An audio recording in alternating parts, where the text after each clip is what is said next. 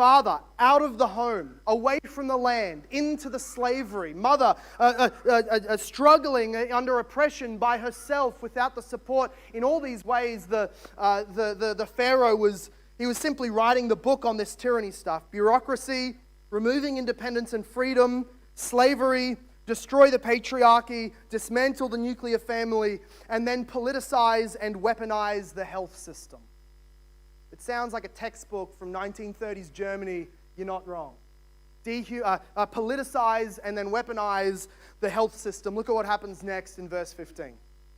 Then the king of Egypt said to the Hebrew midwives, these would have been the two leading women over what would have been an army of midwives among this many people.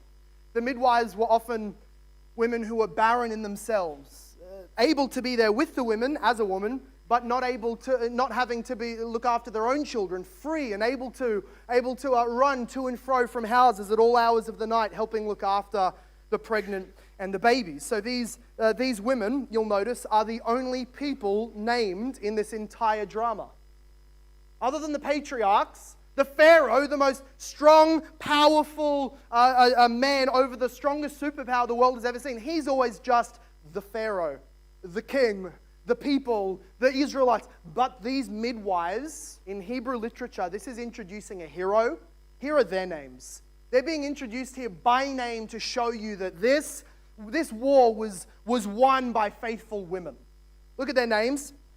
Shifra and the other, Puah. There's going to be 100 pronunciations of them. Pick one. But these ladies become the heroes of what we see next. And so Pharaoh brings them in. I'm sure he gave them a great lunch, put before them a tremendous financial package for their obedience. And he said to them, when you serve as midwife to the Hebrew women and see them on their birthing stool, the English comes out a bit odd. It could otherwise be translated, and see the nether regions of the child. In other words, this birthing stool stuff has no historical basis.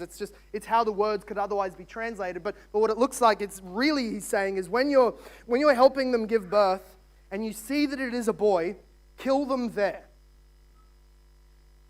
I think sometimes we assimilate what happens now and what happens next. This stage was secret, private, undercover murder. That's what was being brought forward.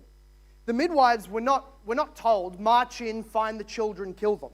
They were not told, go in with a blade and threaten the mother and kill. They'd never be invited back as a midwife. What he was being told here was, fake or mirror stillbirths. Just think of what he's asking them to do. As you're helping give life to a child, as you see that it is a boy, you smother them, you strangle them, you drop them, you cut them, you do what you need to do. But you mirror, you fake an epidemic of Hebrew stillbirths. That's what he's asking them to do. Obviously, whenever you're asked anything by the Pharaoh, it doesn't have to be said or written down. It's on the pain of death.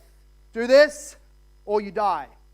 And these women, who we know as heroes because they're named, are told to do this. And what is their response to this serpentine method of warfare against God and his people? This supporter and this promoter of abortion, this one who commissions the women to kill the children, the very thing the women are put on earth to do the opposite of. What do they do? Look at verse 17. I'll tell you what, they didn't read the articles from the Goshen Coalition. They didn't go and read Romans 13 and come away and assume, oh, I get it. We say yes, sir, thank you, sir, to whatever the government says. No, they come away and they feared God.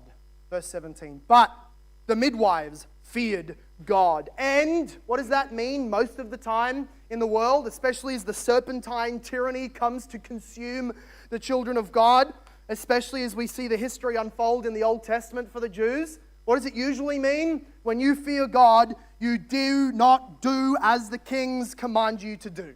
That's usually what it looks like in an evil age and in an evil generation as they found themselves in.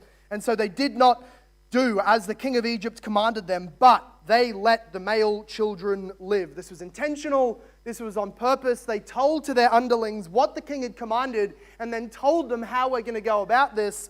And over the years, they developed quite a story.